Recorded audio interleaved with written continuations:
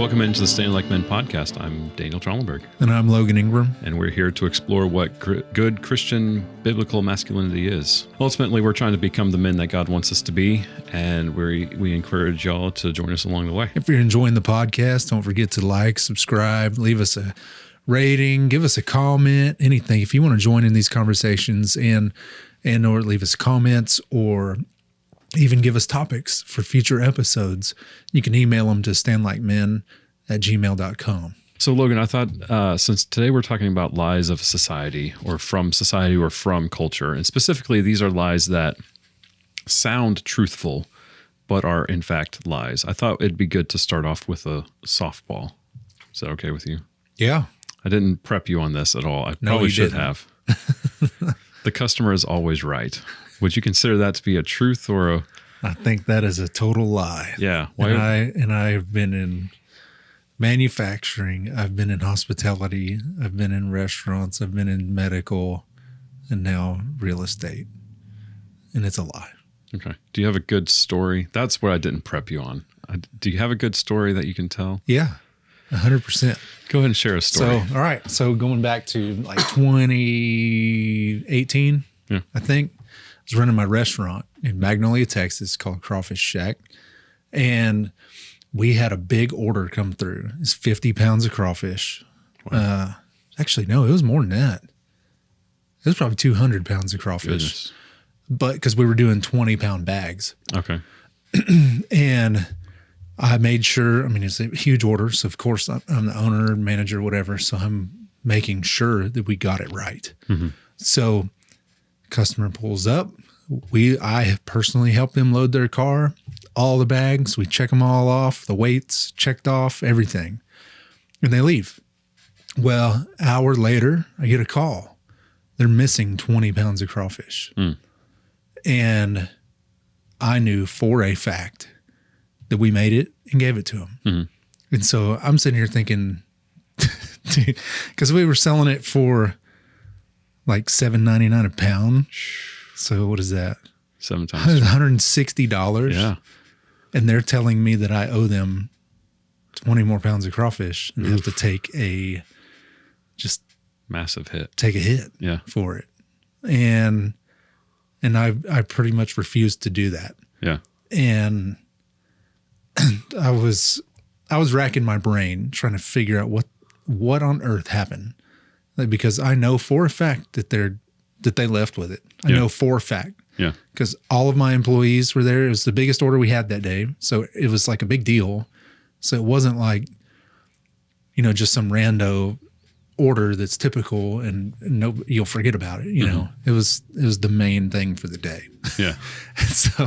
and I watched them weigh it. I watched them bag it. I helped label the bags. I helped take it to her car. Everything. She was adamant that we did not give it to her. Mm. And I just could not. And I'd had this happen before and I just ate it. I'm like, you know what? Let's just make it again. Mm. I had not with that much, not 20 pounds worth. Yeah. But I could not allow her story to dictate that I just take $160 hit like that. Because it's more than that. That's just how much it was. I've got to look at, the cost of the bags, the cost of our employees' time to make it the first time. Mm-hmm. And so it adds up, Well, she was adamant that we make it again and we fix it and make it right because they had spent so much money. Yeah. And I'm like, well, that I understand, but I can't do that. Yeah. I can't. And she continued to be adamant and would call us back every couple minutes. And finally she's like, I'm coming up there. And it was like a 20-minute drive from her house. And she was coming up there to give me a piece of her mind. Yeah. Well, she called within 5 minutes. Yeah. So they found it. No way. Yeah. They had, so we had, it was, the way we packaged it was in these large, almost trash compactor type, paper bags, brown paper bags. And then they would slide into a industrial plastic. Okay. And then, so it holds heat, it holds all the moisture, everything. It's good. They're steaming on the way home pretty much. Mm-hmm. And what had happened is they had cut some bags open and just dump them on a big table because they had such a big group and it was so much. Well, they had tossed one of the empty ones and it had landed on top of the full one. So that was one where I was just, it's like, this is wrong. Yeah. This is wrong. And I'm not taking this hit. Yeah.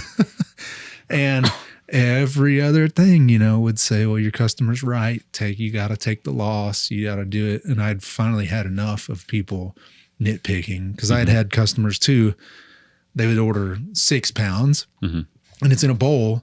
And I would come checking around and they're like, dude, this wasn't good at all. And I look in the bowl and it's all gone. Yeah. And I'm like, you ate it all. Yeah. But it wasn't good. And I expect a full refund. I'm like, you could have brought it to me. Yeah. Like the second you ate, you took a bite, 10 of them hey, it's not and said, good. this is bad. You can bring it to me and I'll fix it. Yeah. But you don't eat it all. Yeah. And then tell me it was trash. Yeah. And tell me you expect a full refund. Driving a car for 100,000 miles and saying, I don't like this car is terrible. Yeah. So that, and I had one when I was building trucks too. I've had a couple. Yeah. That one was bad. I'll tell you, just because it was so bad. It was, and this dude tried to ruin our reputation on Facebook and all kinds of stuff. It was as we were just starting our company. Well, we had been open for a couple of years, I guess, but we were really starting into newer and better stuff. And this guy drove in from Kansas.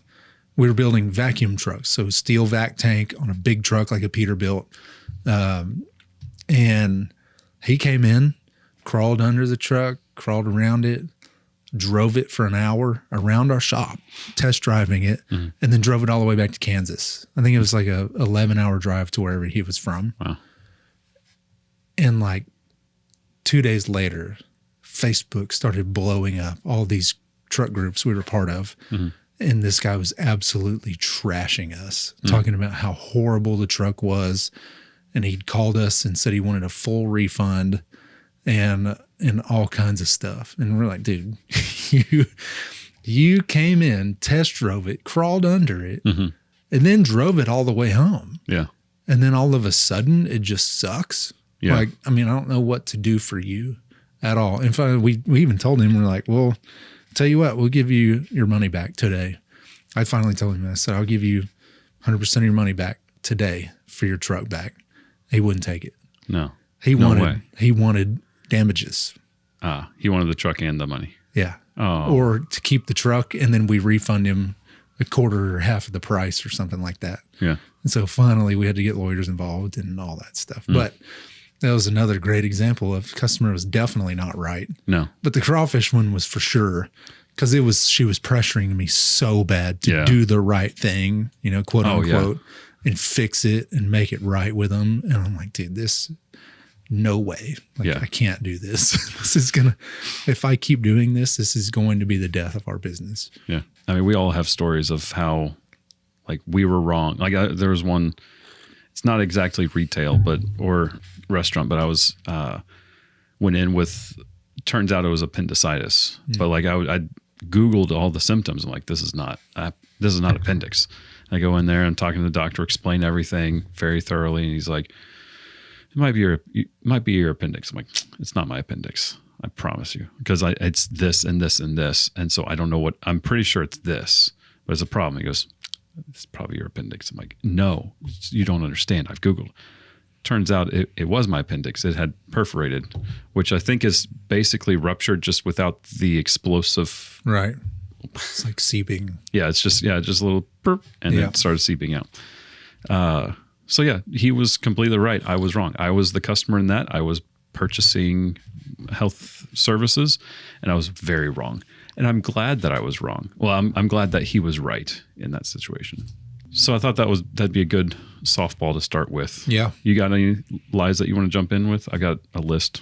Oh man, the follow your heart. Oh yeah. I can't do it, man. No, it's because it's it's bad. Yeah. I mean, that's a big one for me. And I've heard it since I was little. I'm sure my parents heard it. My grandparents probably heard it too. Napoleon Dynamite even says it, follow your heart. That's what I do. can't stand that movie. You can't? I watched it once in high school. I said, "This is the stupidest movie I've ever seen." Oh, dude, we had such a complete waste of time. A good Napoleon night at the Rialto. I heard it was wonderful. And it was awesome. I'm glad that it was good, and I'm glad that she was able to raise money for a mission trip. I'm like, I'll write you a check. I'm not going to watch that. Jeremiah 17 verse 9. The heart is deceitful above all things and beyond cure.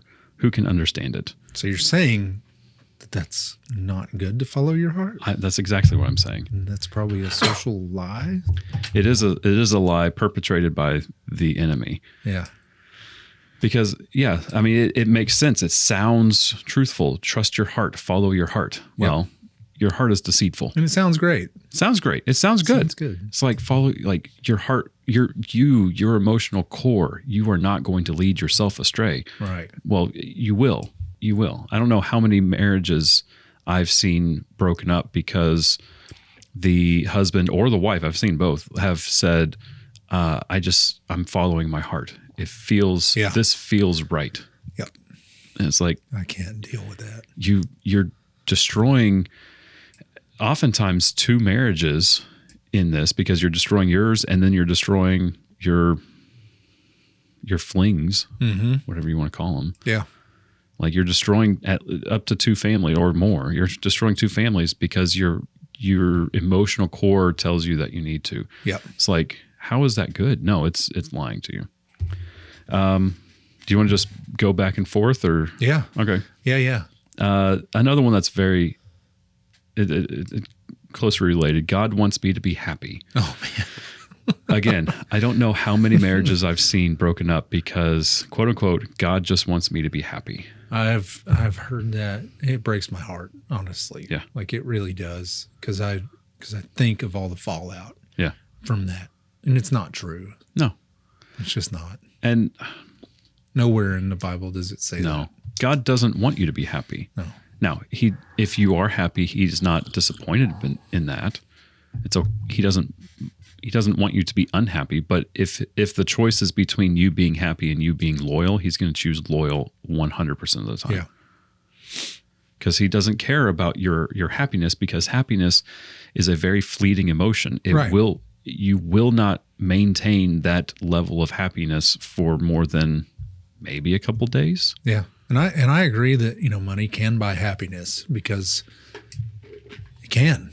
Yeah. Because happiness is so fleeting. Yeah. So is money. Yeah. That's a great point. It really is. Yeah. And you can't buy joy. Correct. You cannot buy joy. And that's a soul thing. Mm-hmm. That's not a heart thing, an emotional, fleeting thing. Yeah. I hear people say all the time, $1 million won't buy you happiness. I'm like, I sure would like to try it for myself. I promise if you got handed $1 million, you would be happy. Yeah. I'd like to test that. I'd like to test that, happy. Honestly. I'd like to test to see if $1 million can buy me happiness. It would. Or it wouldn't. It would for temporarily. Absolutely. But that's the whole thing about happiness is temporary. Yeah. Emotions in general are just temporary. Yep. Your turn. All right. My truth. Yeah. So, well, it's my truth is such and such. Nothing gets me. That's completely against. That's completely opposite of what truth is. Yeah. It's like it can't just be true for you. Like that makes no sense at all. You have to go with truth. We talked about this a little bit 2 weeks ago. Like there's a standard that determines something, if whether or not something is true. Mm-hmm. When you're talking about my truth or your truth, you're basically shifting what the standard of what is true is. Yeah. Like the standard of true things, like killing somebody, objectively wrong. Yeah. Everybody agrees that killing somebody is wrong. In cold blood. Murdering somebody is wrong, right? Why is murder wrong? It's because there is a universal standard that we all know inherently, like instinctually we understand that murder is wrong because there is a standard above everything else that we all are inherently tied to, and that is God. God said murder is wrong, and therefore it is wrong. And we can't keep, so when we say this is my truth. Like you say it's this, but I'm saying you're shifting the standard from God, who is a supreme, absolute, ultimate being, to you who poops every day and like drools in your sleep and stubs their toe and falls over and has imposter syndrome. Like you're shifting the standard from God, who is this eternal being, to you who is going to die someday. Like, how does that make any sense? Why would we put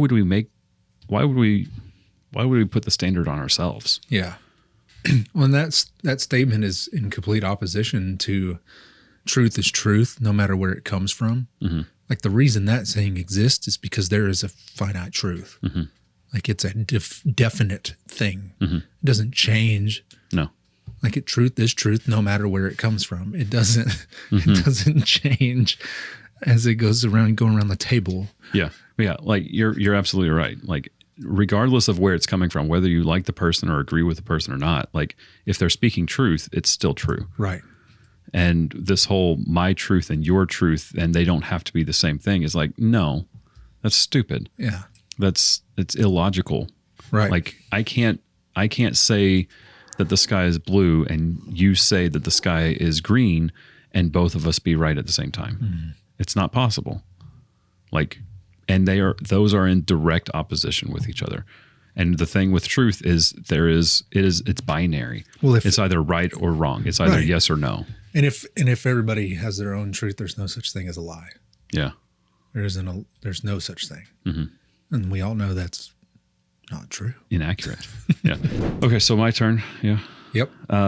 God won't give you any more than you can bear. Mm. Now there's a verse that's close to that. It says God won't tempt you with more, or God won't allow you to be tempted beyond what you can bear. Yeah. However, at nowhere in Scripture does it say God's not going to give you something more than you can bear. Right. Because emotional, like I've had family members die and it wrecked me. Right. I've had friends move on or do or say something that was just awful. I've gone through. There was a time a couple of years ago that lady at work was trying to get me fired because she didn't like that I didn't just roll over like every other person that she's interacted with.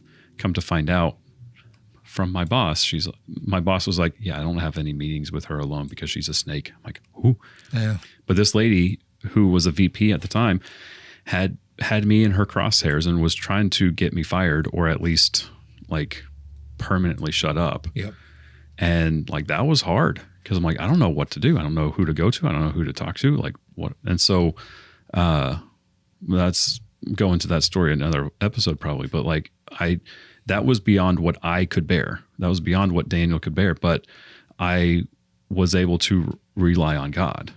Like the lie is that God won't give you more than you bear. He will, because he expects you to turn to him. He expects you to cast your anxieties on him, but more importantly, reach out to your brothers and sisters in Christ and lean on them. Yeah. And they are going to help you through this. God will help you through this by using his people. Yeah. The saying that I hear used too much, and I don't think it's really true, is God gives his strongest battles to his strongest warriors. Yeah. Hardest battles to strongest warriors. Yes. It's like, why do you do this to me, God? And God says, it's just laundry. Right. Exactly. Yeah. And that's where that whole my truth stuff comes in. It's like, does. And here's the deal. Like what we think is really hard, mm-hmm. someone else might not, or God might not, and so it's not, I don't know where I was going with that, but I didn't mean to derail with no, you're good. I saw that on a meme once. I thought it was hysterical. Oh yeah. It's like, God, why do you give your hardest battles? I've seen that. It's like, it's just laundry. But the reason it's a meme is because people keep saying that now. Yeah. And they're like I've heard people who go through, they've made horrible, horrible decisions. Mm-hmm. And they say, well, God's just testing me.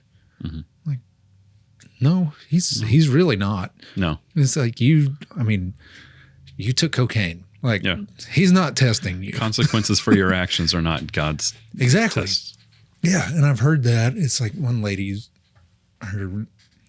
she's a drug addict, her son's a drug addict. They were getting foreclosed on, and she was just saying, God's just testing me, you know, he's putting me through the ringer right now. I'm like, dude, that has nothing to do, because that's just all your decisions. Yeah. Like, I mean, he has full control, but man, those are your decisions.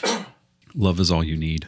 I was thinking of that one. Yeah. Yeah. No, it isn't. It's like, no. That kind of goes with the follow your heart thing a little bit. Yeah, there's a lot of overlap.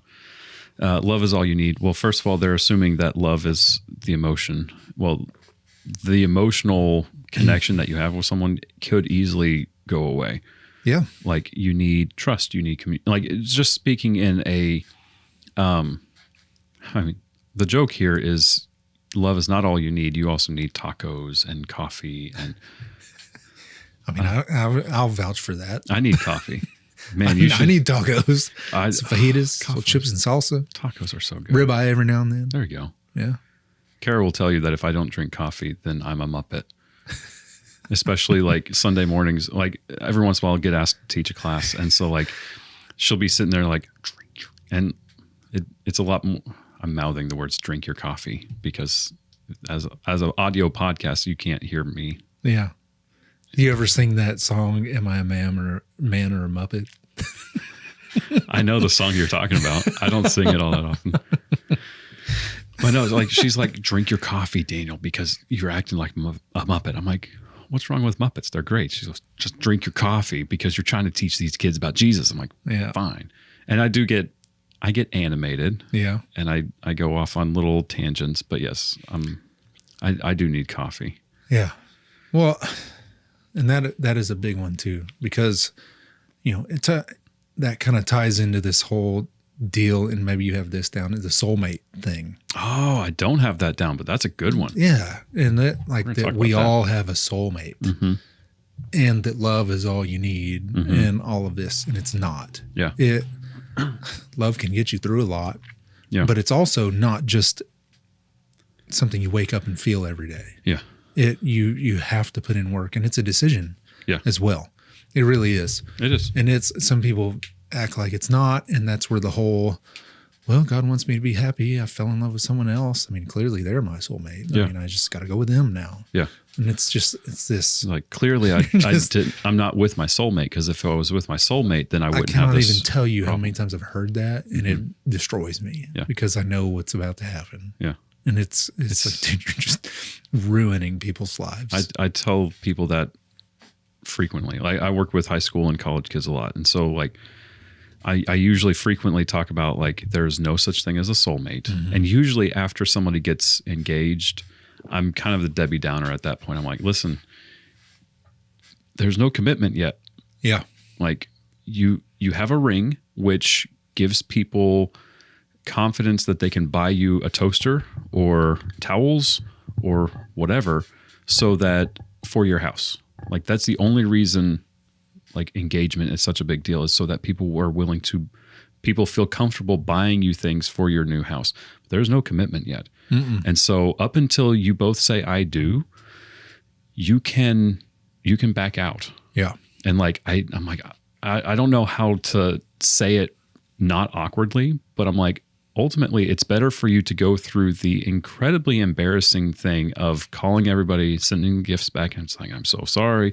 It's better to go through that embarrassment than to get married to somebody that you're not actually willing to make a choice. Right. To make a commitment to. Mm-hmm. Because that's what marriage is. There is no such thing as a soulmate or the one. Right. It is, who are you choosing to make a commitment to for the rest of your life? Right.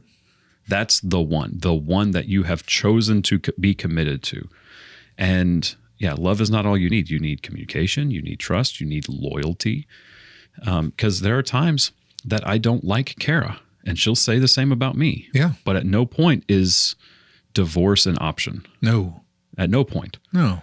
And that'll be another episode. I was thinking about that video I shared with you of talking to the dudes on the street, and I'm like, hey, rank these women. It's your mom, your wife, your daughter.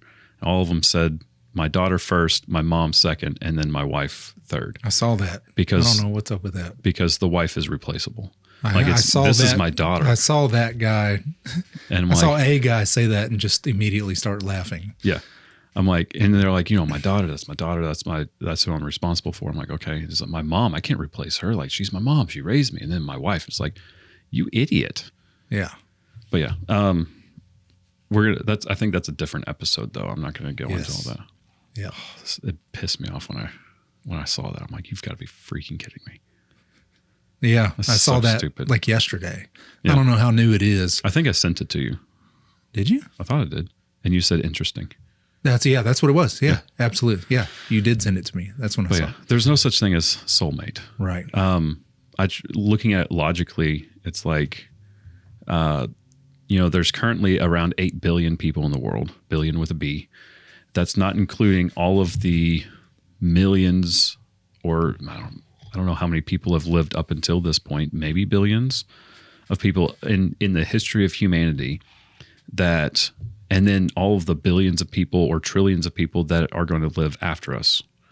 So mathematically speaking, your soulmate is living at the same time as you are in this existence.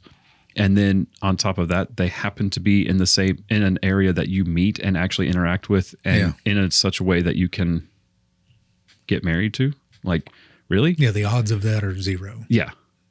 Like it would be by pure accident that it happened. 1 in 7 billion. At least 8 billion, whatever population. 1 in 8 billion, if assuming that the soulmate is alive right now. Right. But like, you still have to meet that person. How many people do you actually know, or like are acquainted with? Acquainted with. Like, well, the couple hundred, maybe 1,000.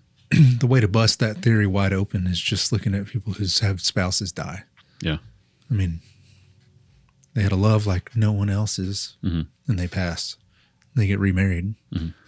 Like, then another love like no one else's. Yeah. They have two. Were they the weird ones that had two soulmates? That doesn't make sense. No, it's a choice. Yes. Because you're choosing to commit to that person.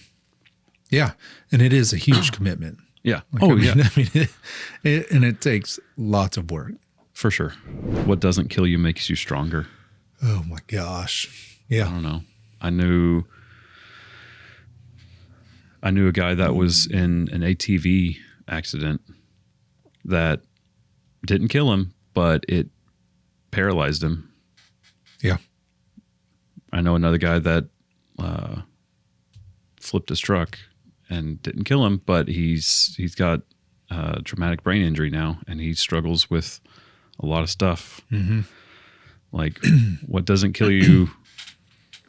Like, it sounds encouraging, as like, yeah, I can get through this and you can be resilient, but that doesn't necessarily make you stronger. Well, I've seen that just in business. Yeah.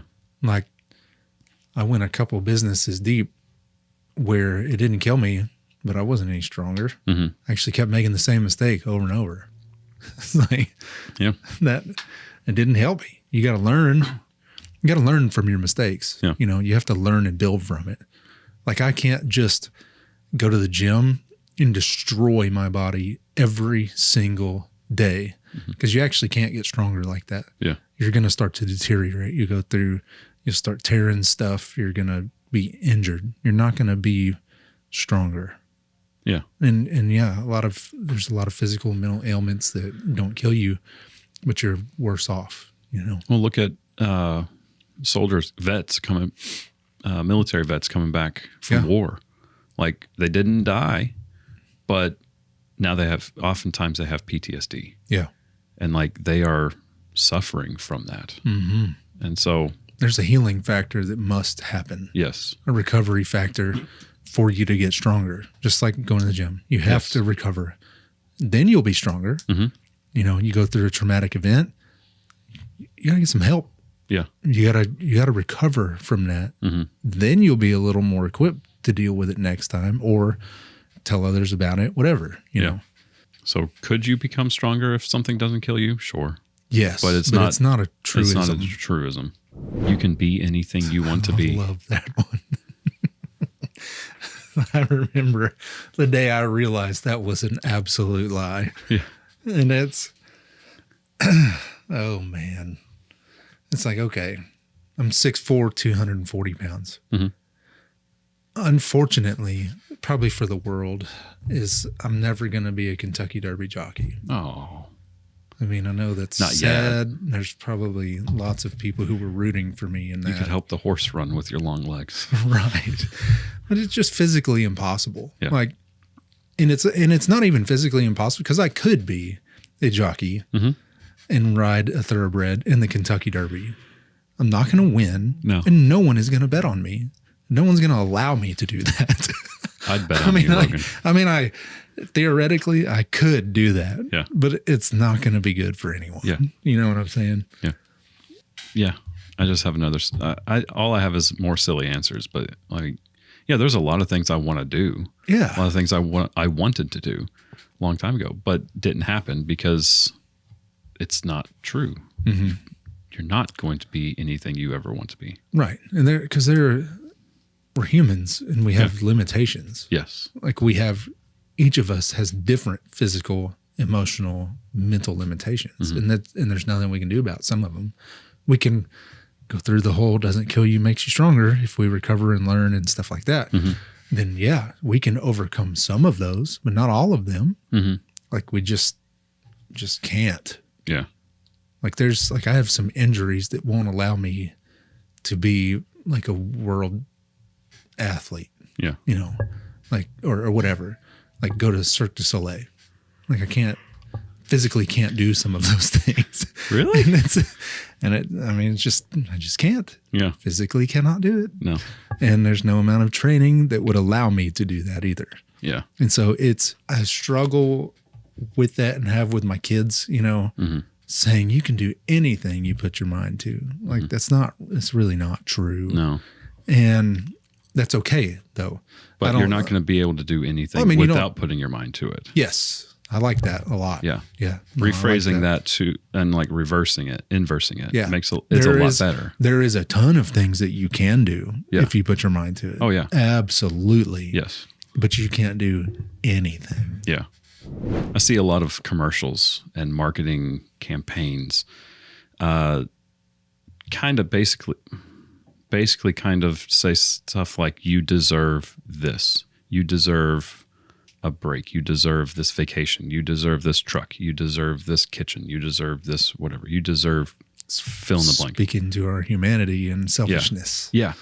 And it's a great marketing campaign. You deserve this. You have put up, and it's a lot of like, God gives its hardest battles to his strongest soldiers. Like they prey on that. It's like, you have had enough. These rotten kids are so hard.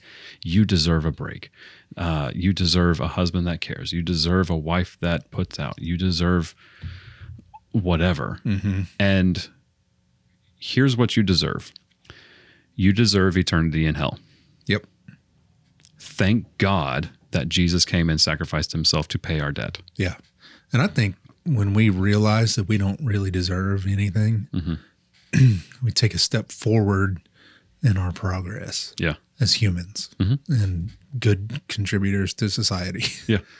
Because if you do walk around thinking you deserve everything, I mean, first of all, people aren't going to like you. No. And a lot of opportunities are not going to be available to you. Yeah. Because you believe that. And it's just not true. Yeah. I'm making up this analogy as I go, but say a dude lands the dream job, perfect job. Yeah. Making $500,000 a year, doing what he loves. He's worked for 8 years to get the degree and get the experience and worked up, and he finally landed the dream job. He has earned it. Then he goes out and goes partying and then drives drunk and kills a group of kids that are just sitting on the sidewalk. He deserves to go to jail. Yeah. He deserves the consequences. He may want that job. He may feel like he's earned that job, but what he actually deserves, he doesn't deserve that job. What he deserves is jail time. Yeah. He deserves the punishment. It's the same with us. Like wages of sin is death. We have sinned, all of us. And so it doesn't matter the good things that we've done. It doesn't matter what we've endured. We deserve the punishment. We deserve the consequences. But we have hope in Christ. We have life in Christ. Yep. You got any others? Your time heals all wounds. Yeah. You want to hit it? Can. Time heals all wounds. No, it doesn't. Why not? I wanted to. Because time didn't have anything to do with healing. Mm-hmm. You have to put in the work. Yeah. You have to, whatever it is, okay, so say I went and got a bullet in the side of my skull. Mm-hmm. I can't just lay on the ground until it gets better. Yeah. Like, I got to go to the doctor. Yeah. Probably the emergency room, major trauma center. Yes. And have a bunch of surgeons and all kinds of stuff come help. Yeah. All right. You can't just lay on the ground and get better. Yeah. Like, I can't be in Idaho in the mountains and break my leg and lay there. Yeah. And just go, I'm just going to wait this out. Yeah. You can't do that. No. And you can't do that with mental hurts and emotional hurts either. Mm-hmm. You can't just sit there. Like, it doesn't go away. No. Like, you have to put in the work. You have to dive in. You've got to get help. Yeah. That's, we see it again with veterans. Yeah. Like, I've got lots of friends who are veterans, who've known many. They don't just, if they do suffer from PTSD when they come home, it doesn't just get better. Mm-mm. Like, there has to be an outpouring towards them and some healing that happens. Agreed. And the same with physical injuries, other emotional injuries. We've talked about generational hurts and healings. You can't just sit in them. Mm-mm. And like if time healed all wounds, generational hurts wouldn't be a thing. Yeah.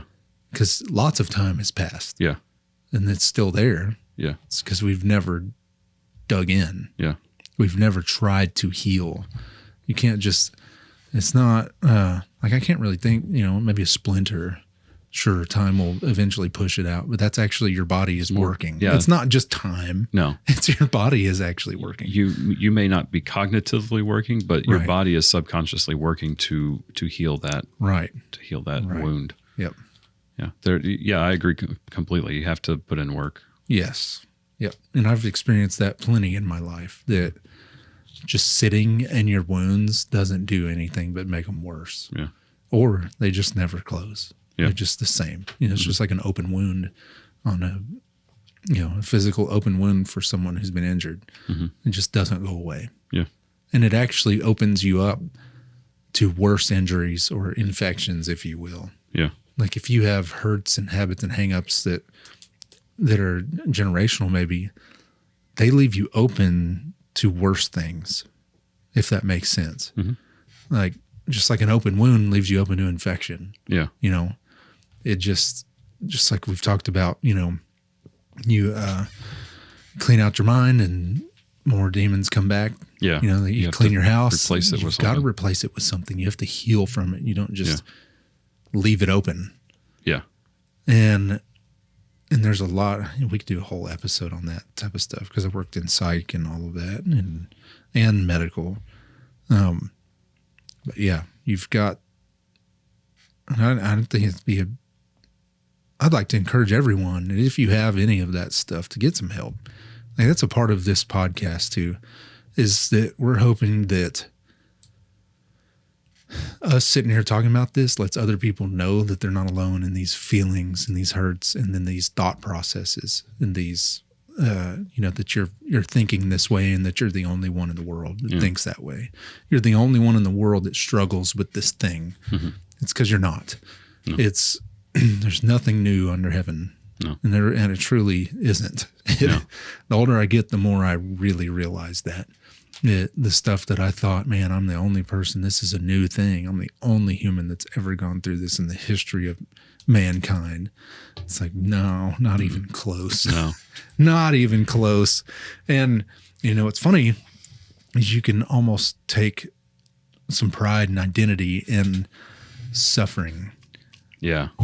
And you make your hurts part of your identity. Mm-hmm. And that's bad news. Yeah, for sure. And that's what I'm saying. Time doesn't heal them. Mm-hmm. If you take it on as an identity, you will never get better. No.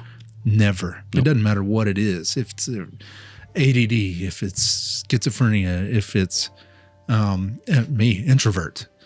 Like, and the reason I was an introvert was because of traumatic stuff, like, and just emotional stuff. Like, I took that on as an identity. While I was bullied, and so I'm an introvert. I withdraw from everybody, and I made that my identity. I didn't heal for 30 years. Yeah. You know, I've got plenty of personal experience with time doesn't heal. Well, everybody, thanks so much for joining us today on the Stand Like Men podcast. If you're enjoying it, again, please give us a rating or subscribe. It helps us connect with other people. If you also have any questions or have any suggestions for topics, we would love to hear from you, no matter what it is. Please send us an email or send us a message on YouTube or comment or whatever on the socials. Our verse is 1 Corinthians 16, 13, and 14. Be watchful. Stand firm in the faith. Act like men. Be strong. Let all that you do be done in love.